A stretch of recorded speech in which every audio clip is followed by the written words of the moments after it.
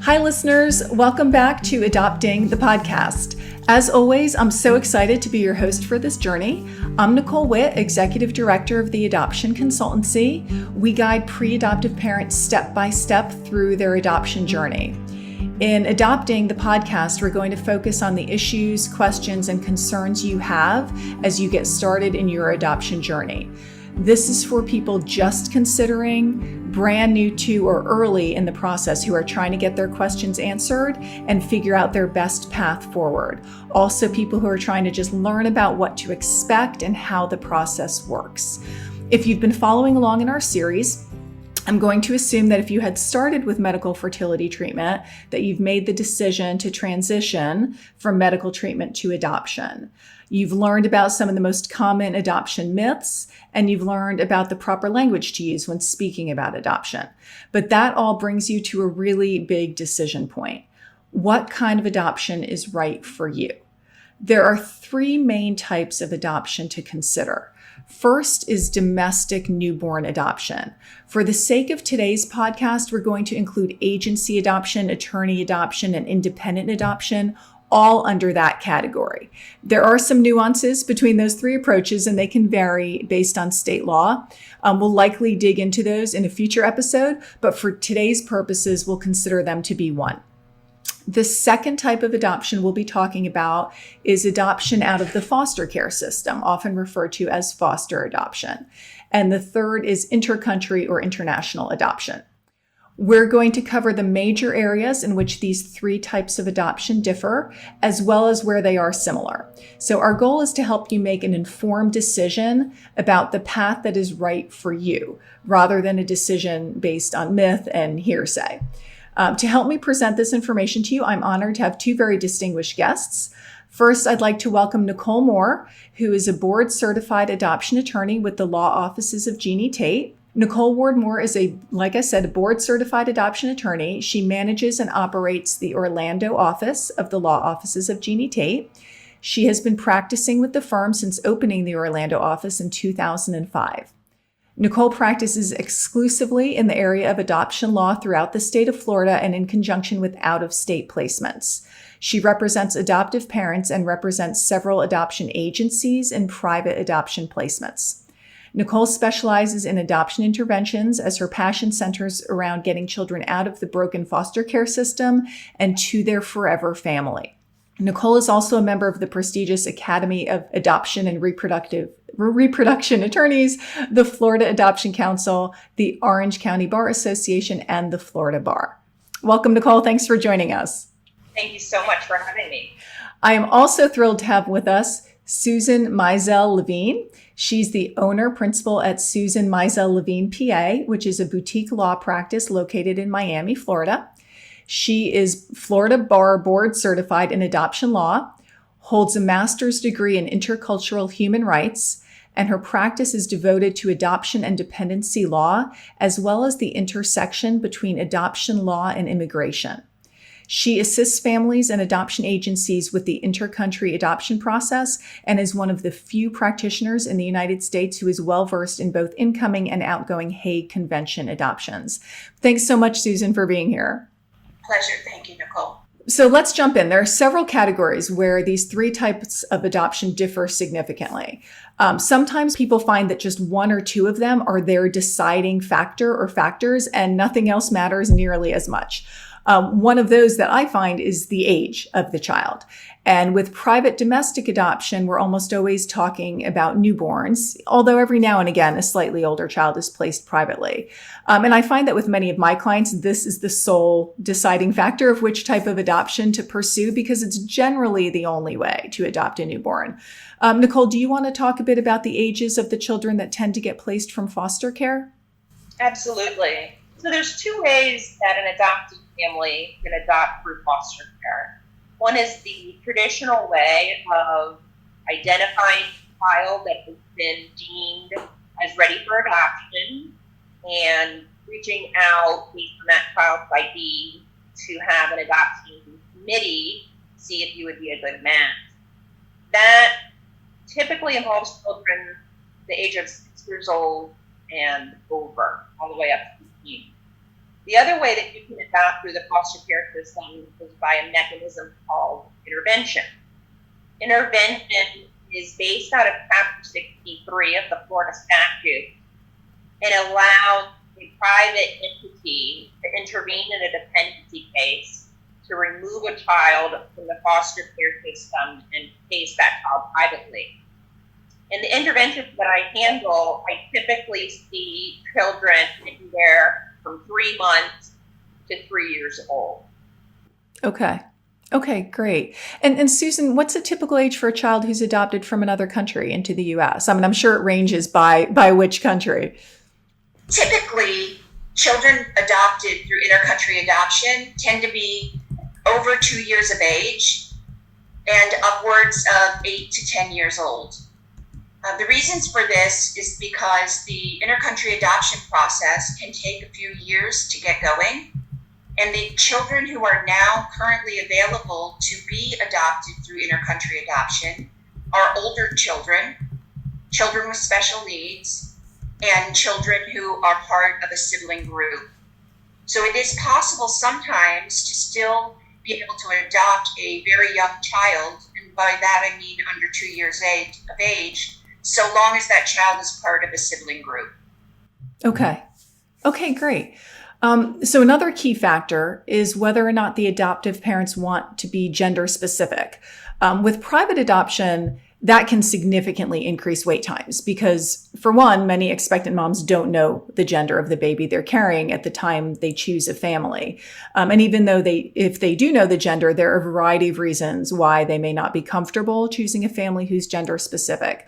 Of course, with foster adoption and intercountry adoption, the child's gender is known because they've already been born. Can you both comment on the impact, if any, on the process of if the adoptive parents are gender specific? Does that significantly impact their wait time or change the process significantly in any other way? I would say that it matches what you have said, and that any adoptive parent adopting any mechanism would increase their wait if they were more specific as to gender or age or any other categories that could be specific on. I think that through the foster system, you certainly can be specific, but again, it might elongate the wait. Okay. And Susan, how about with intercountry adoption? I would agree with all the previous comments and want to add one thing that's important in understanding an intercountry adoption. A private person cannot go forward with an intercountry adoption without using an accredited agency who, under federal law and regulations, has been approved to provide intercountry adoption services. And so sometimes what we see are cases where families on their own, through contacts, friends, relatives, the internet, have identified a family in another country for whose child they want to adopt. And sometimes they identify this family when the mother in the foreign country is pregnant. Still, what they find, and to their surprise, is that before they can actually go forward with that adoption, they have to be home study ready, they have to work with an accredited agency in the United States, and be approved on the other side by a program in a country or the central authority of that country for that match to be made. And that's one of the reasons that intercountry adoption takes a long time, and why any additional parameters that a prospective adoptive parent were to put on the process would only increase that time even longer. Okay. Thanks for that. And that's a perfect segue into talking about time frame, because that's something that is often super important to hopeful adoptive parents. With private domestic adoption, the overall time frame is pretty unpredictable, right? You never know when you're going to match or how far along in her pregnancy an expected mom might be at that time. Although, your agency or consultant can give you general guidelines. I can share what I see, but since I guide my clients in a multi-agency approach, our timelines are often a bit shorter than that of any one particular agency. Of course, there are exceptions to every rule. Almost all of my clients adopt a newborn domestically in less than 12 months, our average being about 6 months. But what are you seeing regarding typical timelines in foster adoption and international adoption? So in the foster care system, I think everything is delayed. Unfortunately, it's a state-run system with a ton of cases and not enough, people to work them. So I know that the private adoption calendar, working with a private attorney or a private agency, can move along and schedule things much quicker than the dependency calendar. And so I think that in addition to taking the 10 weeks of classes that are needed to be approved to adopt from foster care, you also wait, anywhere from a year to several years to find a match. People that are considering adopting for foster care should understand that the reason these children are available for adoption is because there has been a trial that determined the birth parent had neglected, abandoned, or abused children. So my advice would be to do a lot of research as to what that means to the other family members in the family unit, especially other children. I think adoption from foster care really does best in homes that don't have other children or perhaps have other children adopted from the system. When we're talking about intervention, you're looking at the same timeline as private adoption, in that when you fill out your application to wait with an agency, you can say that you're open to adopting an older child, i.e. not an infant, through intervention. And when those situations comes up, the private agencies then can contact those families that are open to it. The difference is once they're identified and the intervention starts, it can be done as early as 90 days, whereas the foster care calendar is much more delayed. Okay. And Susan, what about intercountry? So an intercountry adoption is most likely going to take somewhere between 2 and 4 years realistically. One of the reasons for this is that the intercountry adoption world is divided in two. There are countries who are signatories to the Hague Convention on intercountry adoption, and those cases go through the Hague process. To be able to go through the Hague process, the United States government has to be involved in reviewing the prospective adoptive parent to not only say that their home study is approved, but also to be given governmental approval on the federal level that they're eligible to adopt and bring a child home immigrating to the United States. The same thing also happens on the other track, which is called the orphan route. And those adoptions are from countries that have not become signatories to the Hague Convention. So the non-Hague cases sometimes can happen a little bit faster than the Hague cases because there are more layers of regulation on the Hague side that have to be accounted for before a match can be made and an adoption can go forward. Okay. And are those timeframes, have they been pretty steady over the last several years, or have you seen a big change in those relatively recently? Well, the time frames have stayed about the same. You could never really expect to do an intercountry adoption in less than a year to 2 years, just because you're working with governments and agencies in other countries. But now, of course, given the COVID pandemic and the inability for folks to travel, there's also been a lot more regulations that have come forth in the United States that regulate the agencies that do intercountry adoptions. Therefore, many of those agencies, in the United States have decided that it's no longer financially feasible to continue to offer intercountry adoption services. So as the numbers of agencies who are keeping active programs in intercountry adoption declines, then the timeframes do take longer because there are less agencies available to process those applications on behalf of U.S. families.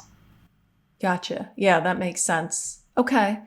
Now, obviously, a big area of concern for potential adoptive parents is how much information they're going to know about the child's medical background, as well as the medical and social history of the potential birth parents. With domestic adoption, there's usually some background medical information. Often it's extensive. There's usually more information on the birth mother than the birth father. A lot of that is self-reported, though, at least in the beginning, until they can get her to some doctor's appointments. The adoptive parents will usually get some written medical records, although those can often take a little while to get. They will also receive observations from the placing agency or attorney's caseworker, that may be attending doctor's appointments with the potential birth mom, if she's open to that. Obviously, with both foster adoption and intercountry adoption, the child is older, so they have their own medical history. Can you tell us what that looks like in terms of what the potential adoptive parents can expect to receive? I would say that it's the same law pertaining to the disclosure of any known and locatable information. So if you adopt through foster care or even through intervention, you should have the same medical and social history as you would through a domestic infant adoption, in that there's a duty for the entity that places to provide everything and anything that they can actually get their hands on. Okay. And Susan, with intercountry, do you want to jump in on that? Sure. So the same type of disclosures and requirements exist also in intercountry adoption. In addition, what adds a little bit of difficulty to this is that the information on the child is often in another language that's in the country where the child's coming from.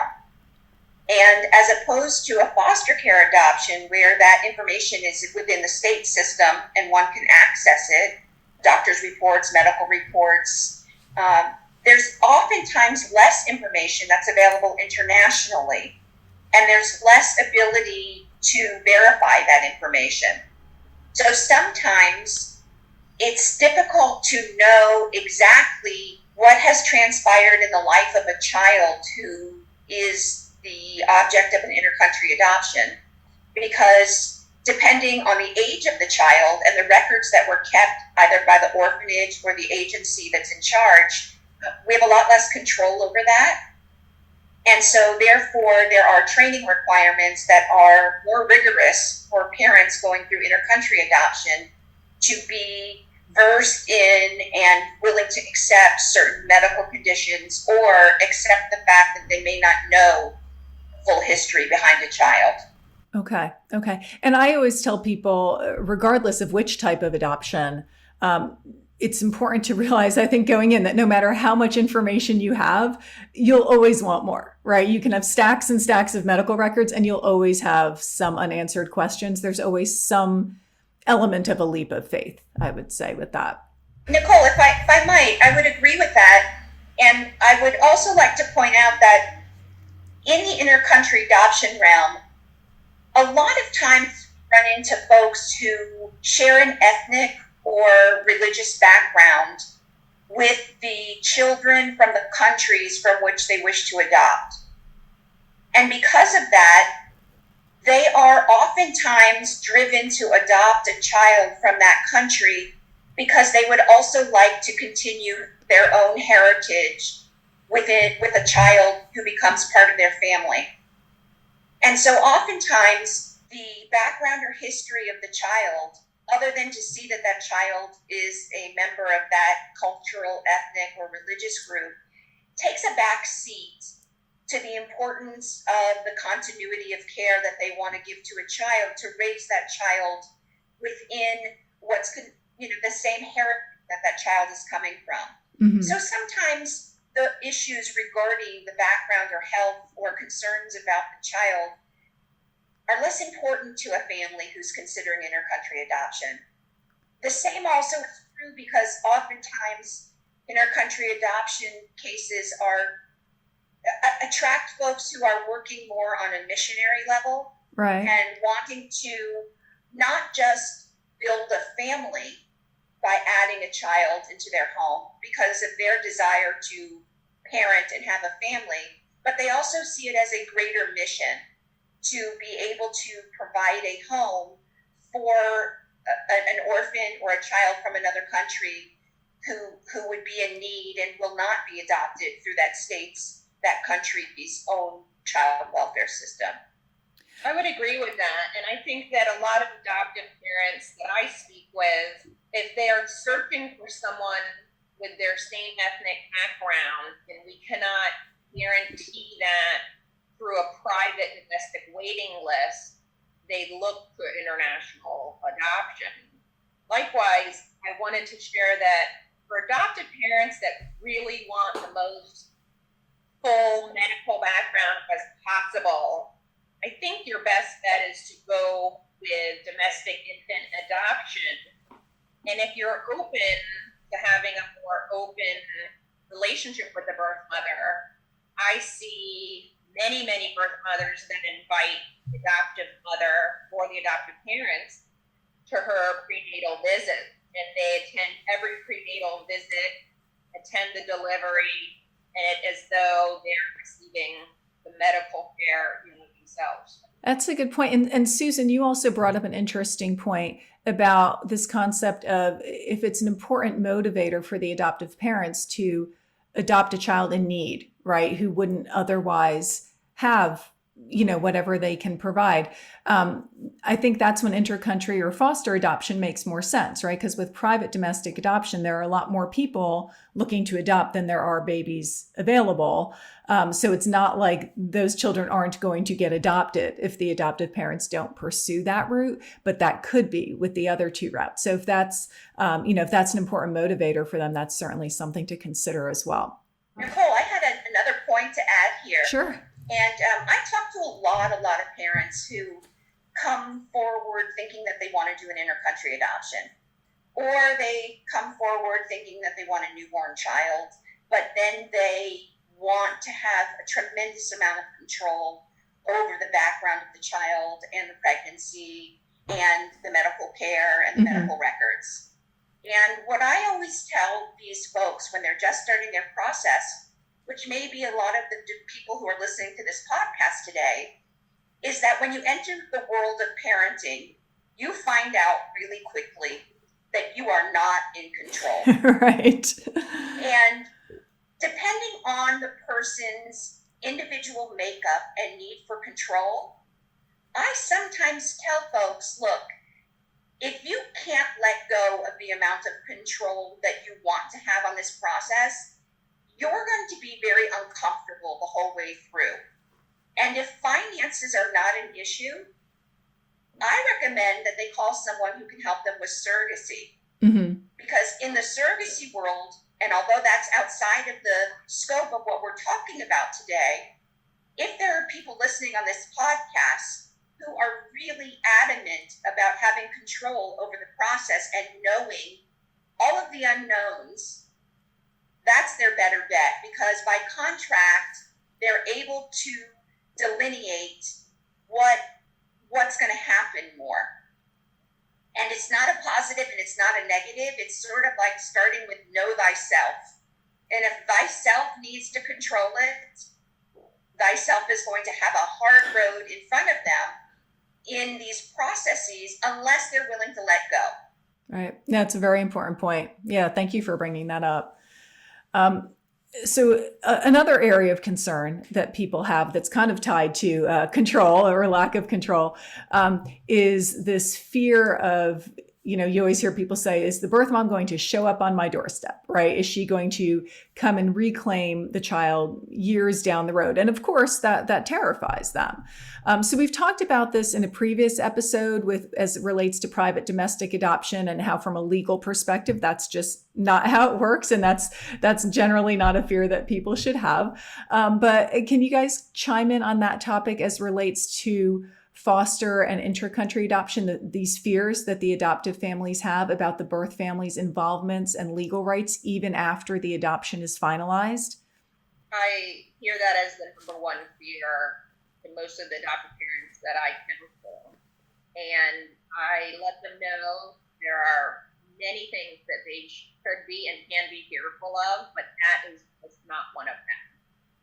Children are not even available for adoption until the rights of the birth parents are legally and appropriately terminated. So no matter what type of adoption you're talking about, an adoptive family cannot adopt a child that is not legally available for adoption. And to be legally available, the rights of the birth parents must have been legally terminated. Now, the only caveat I would say as a warning for to have a prospective adoptive family be careful of is when you're in a match situation with a birth mother who is going to voluntarily sign a consent. She has a one-year period to prove that her consent was taken under fraud and duress. And often they try to prove that when an adoptive family gives them money. So one of the best ways to protect yourselves as an adoptive family is to have any of the money and living expenses vetted through the attorney or the agency and paid by them to, number one, make sure they're legal expenses, and number two, to dispel any argument that you were enticing a birth mother's signature. Yep, excellent point. Susan, what about with intercountry? Well, that's one of the areas where intercountry adoption does offer an advantage over foster care or private adoption, is because the parents of the children are very, very far away. And it's going to be the country laws in the country that have terminated the rights of those biological parents for that child to be eligible and appropriate for adoption, just as the same is done here. I will point out that with 23andMe and Ancestry.com and all of those services that are now available for folks to trace back their heritage, there is always the chance that as the child gets older or these tests are run, that the child is going to identify his or her country of origin and want to have contact with the biological parent. In intercountry adoption, the likelihood of that happening is going to decrease based on the distance between the two countries. But it does happen, and that sort of touches on a different topic, which is the amount of communication and contact that an adoptive family agrees to have with the biological parents. And once a child's coming out of the foster care system, which Nicole can, discuss more fully, the parents' rights are terminated. So they're not going to be having that initial contact with the birth parent to be discussing ahead of time what the sides agree on. They may be in that situation in the foster care system if they were fostering that child, knew the birth parents, and then moved on to adopt a child that they had been fostering. The same with the intercountry adoption case. The child's not going to come to the United States until all of those rights are terminated. And then the amount of contact and information that the adoptive family is required to give goes actually to the country or to the agency in the country under post-adoption reporting requirements, and doesn't go directly to the biological parents, because what the biological parents are entitled to know tends to be a lot less under intercountry adoption law than under U.S. law. So it's usually handled just with the agency or the central authority of that country. And I think that Susan brings up a good point. about openness, and I know that is something that you wanted to cover today. And there's much more room for openness in an infant adoption, whereas in foster care, they actually will not get the names or any information about the birth parents because that will be treated as confidential information. Whereas in the infant world, they can share their first and last name if they wish. And like I said previously, they can even invite the adoptive family into the doctor appointments and into their life. You have much more opportunity to have open adoption when you're dealing with an agency or attorney versus foster care, which would be a closed adoption most of the time. Okay, yeah, and that was definitely an important point for us to cover today. So I'm glad that you guys brought that up. Just to kind of wrap that up in terms of how that looks with domestic adoption. Usually these days, most adoptions start off as what I refer to as semi-open. Everybody uses the terms a little bit differently, but that's where there's not necessarily that disclosure of identified information and where a lot of the ongoing updates and pictures go through the agency or the attorney that did the placement. A lot of people are more fearful of fully open, of sharing some of that information, but those adoptions, when they're fully open, they tend to be ones that have sort of naturally evolved to there, versus everybody jumping in and agreeing to that before they really sort of know who each other is. But either way, there are usually, some channels of communication to find out more about the child's background or medical history as those needs arise. And there are studies that show that it's really healthy, for the child to have those channels of communication available to them, whether or not they choose to make use of them when they get older. So those are definitely some differences there. Here's a big one. Oh, sure. Go ahead. I wanted to add something that's important to your families who are listening. I often am brought in on an intercountry adoption case that wasn't started in the correct manner. So what happens is a family, through their own contacts or just out of a desire, goes to another country, participates in adoption in that country, adopts the child, and then only finds out later that they cannot bring that child home to the United States because they did not follow the appropriate intercountry adoption process. So it's counterintuitive sometimes to people that they have to start their process here in the United States, then move forward to an adoption there. But I spend a lot of time in my practice cleaning up cases where the child was adopted in the foreign country, the family comes back, and they cannot get the child, who is legally their child, and who has no parents in their home country, back home to the United States. So I offer a word of caution.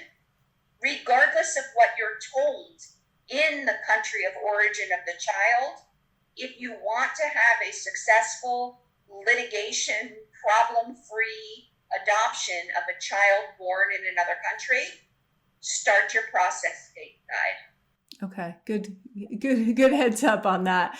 I think that the same advice would go, I think that's an important thing to remind adoptive parents, that no matter what area you choose to adopt from, you have got to do research first and foremost on how to choose a reputable agency or attorney to answer your questions. And that's why people like Nicole exist to do that research for adoptive families, so that lawyers like myself and Susan don't have to get involved once an adoption is done wrong.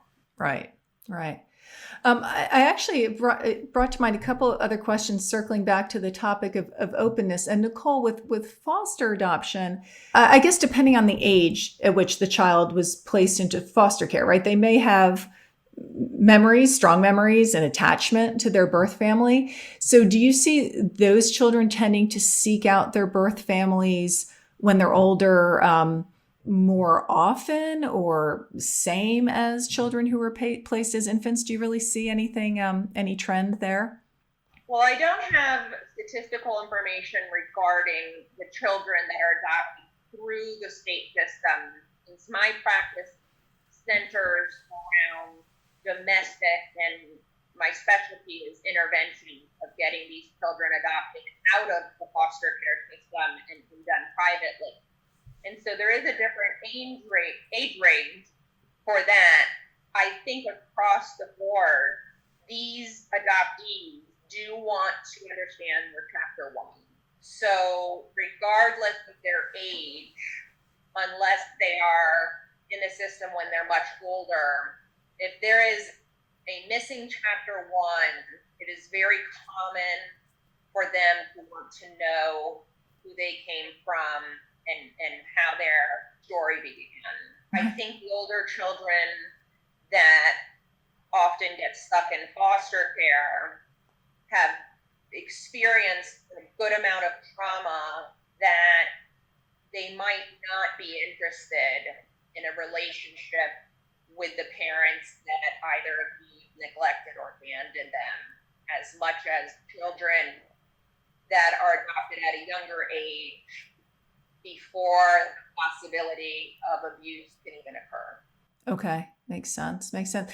And Susan, with International, my understanding is that some countries, possibly South Korea, they make extensive use of foster families prior to adoption. Is that correct? And is that connection sometimes maintained as opposed to with birth families? So that's an interesting question, Nicole, because sometimes what happens in the intercountry adoption world is that agencies in the United States work with agencies in other countries to have hosting programs where older children in those foreign countries will come to the United States for a summer, for a Christmas vacation, as a cultural exchange experience. And during the time frame that they're here, a family may get to know them from hosting them or from being friends with the family that hosted them and develop an affinity and a relationship with that child. And then later, based on that relationship, then start the intercountry adoption process. Now, the hosting programs are not regulated to the same extent that intercountry adoption programs per se are regulated, but that's where the trend is moving toward now. One thing that also happens with intercountry adoptions is that the countries of origin often have requirements for the families to come and have a period of time within the foreign country where they meet the child and get acclimated to the child and spend some time in the child's home country to learn about the child and their culture. It's possible that during that time frame, an adoption could disrupt, meaning that it not go forward from that point forward. But usually once the parents have committed that far along, they're going to go to the country, learn about the culture and customs, and it is going to go forward. One of the things that does happen is that adoptive parents will take their children when they're older back to their country of origin on a cultural heritage tour. Mm-hmm. So, like Nicole said, children are going to have different degrees of wanting to understand their story and their background. Oftentimes, families in the United States form relationships with other families who have also adopted children from that same country of origin. And they will establish communities here that help foster the culture, traditions, language, food of the child's country of origin, and find great strength in building communities here in the United States with the diaspora of children who are here from another country.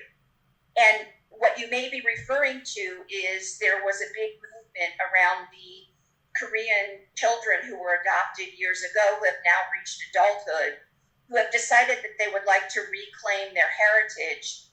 And a lot of them have actually moved back to Korea, grateful for the experiences that they had having been adopted by American families, but wanting to renew their ties to their country of origin. Mm-hmm. And, the process in inter-country adoption has come under suspicion sometimes because sometimes there are a few bad actors who practiced in a way that wasn't ethical toward the families that were placing their children for adoptions. Those are the types of things that make the news, but aren't the norm of what goes on in an inter-country adoption case. But unfortunately, the whole rest of the inter-country adoption world suffers whenever there's a bad actor and something hits the media. Right.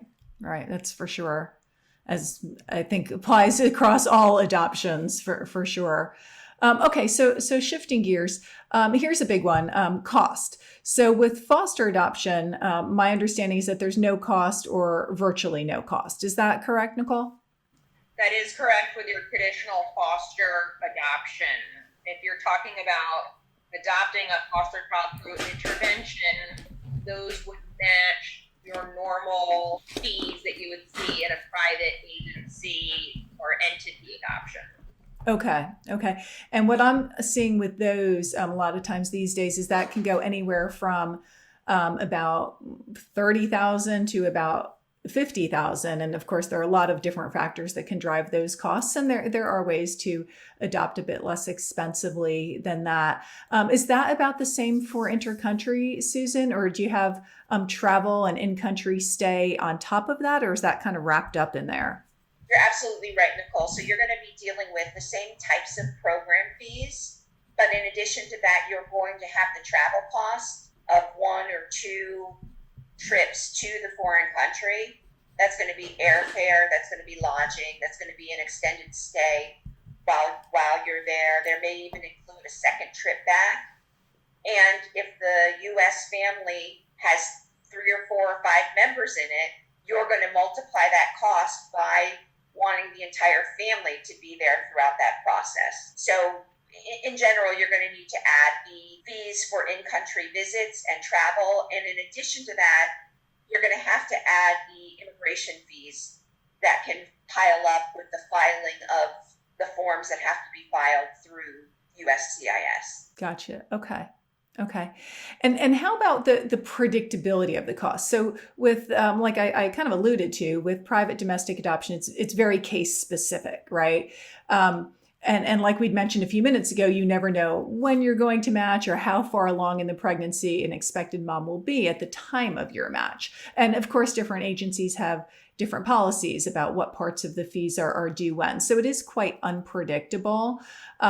With international adoption and foster adoption, are those fees a little bit more planned out? Are they a little bit more predictable at the beginning of the process?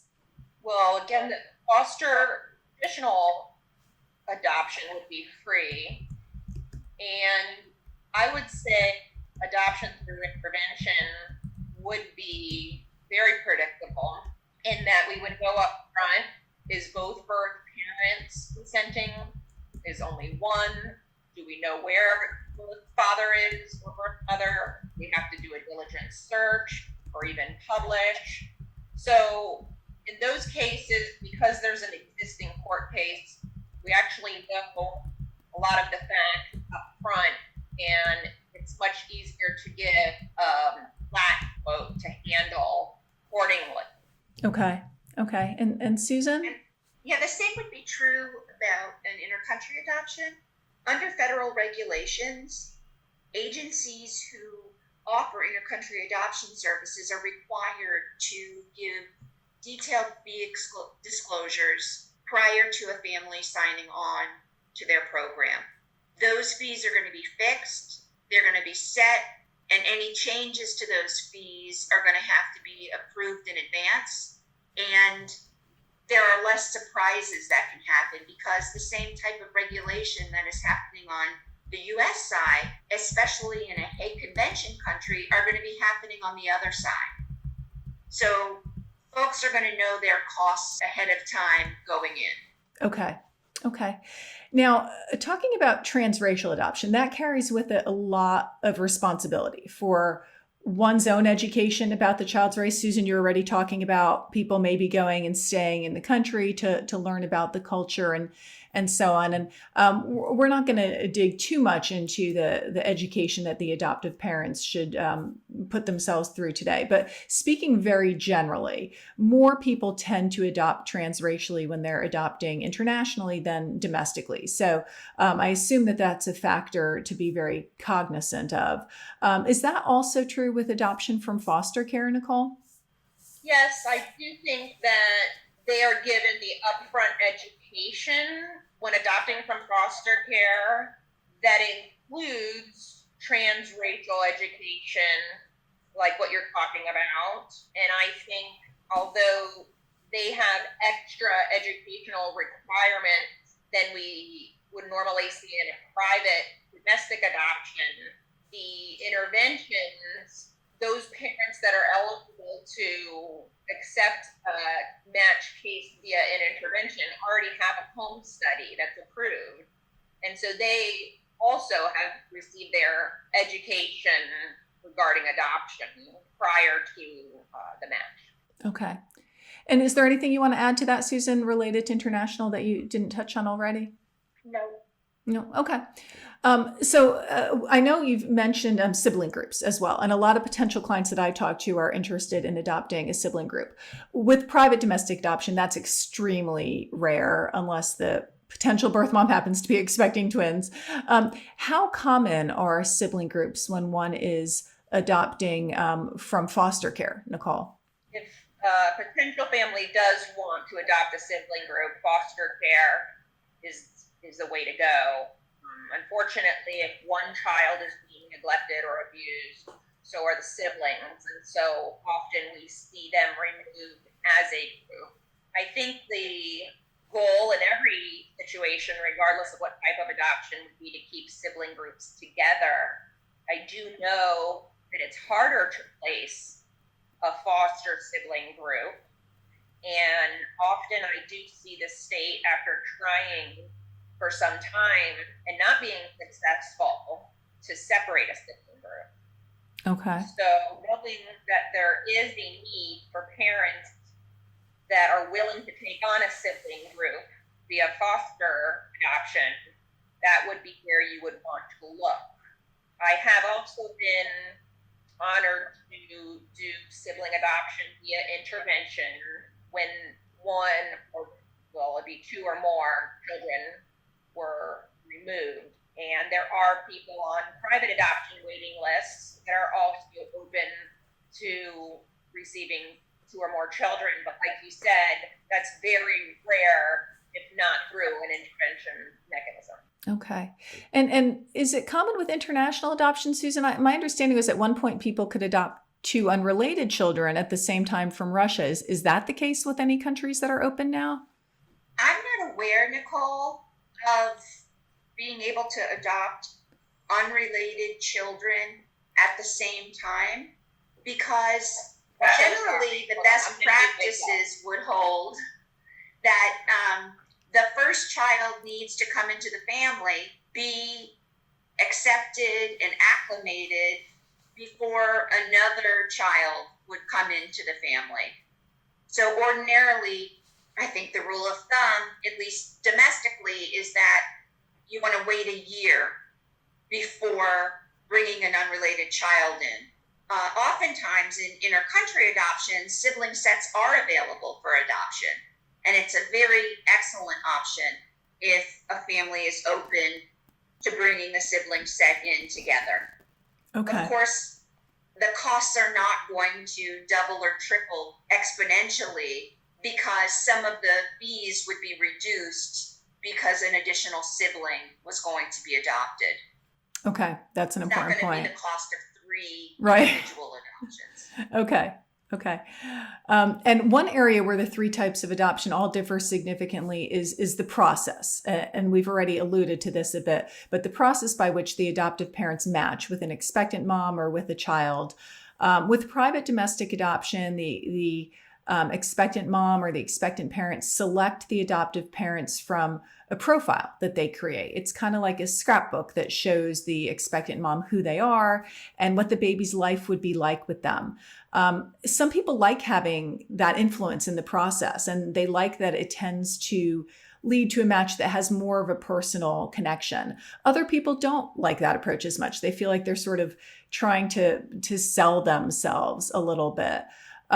For international, Susan, it's often a traditional waiting list method that's employed. Is that correct? Can you expand on that? So often the children that become available for intercountry adoption become available in the country of origin. And it's the country of origin that can go through the list of available families, not just from the agency that the families worked with, let's say it was a Florida family, but from the agencies that are working with families from all over the country. I can't tell you the process that each individual country goes through in order to do that match, but it's going to be based on criteria that is a double match. So, for example, the country of origin is going to look at the profiles or the data on the families that are all available with whom to place a child and decide which family would be the best match.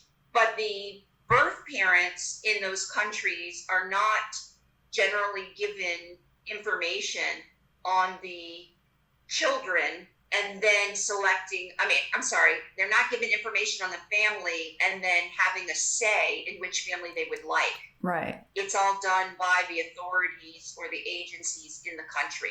So the United States is a lot more individual rights oriented than a lot of these countries. And so therefore, parents who are making an adoption plan have the choice, if they're going through a private agency or an attorney, to pick which family they would like. That concept is not really one that's recognized in most other countries. Okay, interesting. Okay, and then Nicole, with foster adoption, you mentioned the committee making those decisions. Is there anything else you want to add to that? So someone that's interested in foster care adoption would need to get their 10 weeks of training and their home study done. And then the children that are available for adoption are then put on a state website with an ID number. And the prospective adopted family can review the children, their ages, and their general backgrounds and needs, and reach out to the caseworker based on a child that they think would do well in their home. And at that time, their information could go to the adoption committee to see if it's a good match. So it's kind of the opposite of what we see in a private adoption, where birth parents are handpicking the adoptive parents. We have adoptive parents reaching out based on the adoptee and who they think would be a good match. Now, if we're talking about adopting via intervention, then typically make those matches in the same way as you would any wait list for a private entity. When a child is in need and needs to be matched, we would look at the waiting families that are open to intervention or older children, and we would match accordingly. Okay, great. So the last topic I want to touch on, it's sort of an umbrella topic. It encompasses a few different things. And those are the things that convince every adoptive parent that they'll never be able to adopt, right? Everyone has something that they're sure will hold them back. So let's just touch on a few of the most common ones. Probably the biggest one is age, right? So obviously many people come to adoption, not always, but many, after years of first trying to have a biological child. And then after that, they've spent a long time going through infertility treatment. So it's just natural that they're a bit older. And they're worried that due to their age, they'll never be able to adopt. With domestic adoption, what I see is that most people who adopt are somewhere between the ages of 30 and 45. So that's totally typical and tends to not be an issue.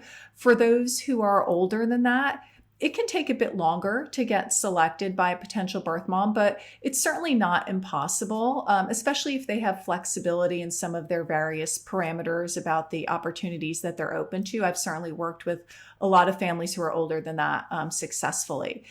Can you speak to how the age of the adoptive parents might come into play with foster adoption, Nicole, and with international adoption, Susan? Sure.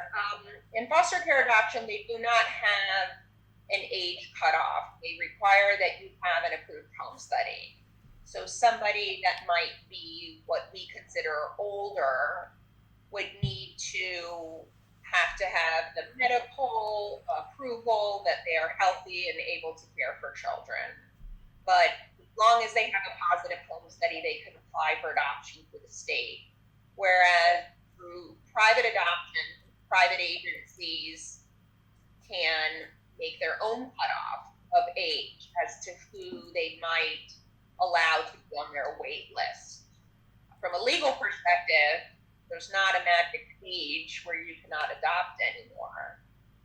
It's going to just go to the fact of if you have an approved home study. Okay. And then, Susan, a lot of countries, they have their own criteria related to age. Is that correct? You're absolutely right, Nicole. So from the U.S. perspective, as Nicole mentioned, as long as you have a valid home study and have passed the medical tests and are eligible to adopt, there's no magic cutoff number. Some countries have a lot more restrictions. For example, some countries will not allow single people to adopt. Other countries may allow a single woman to adopt, but not a single man. Some countries require that the child's parents, the prospective parents, be of the same cultural heritage of that country, or at least one member be of the couple.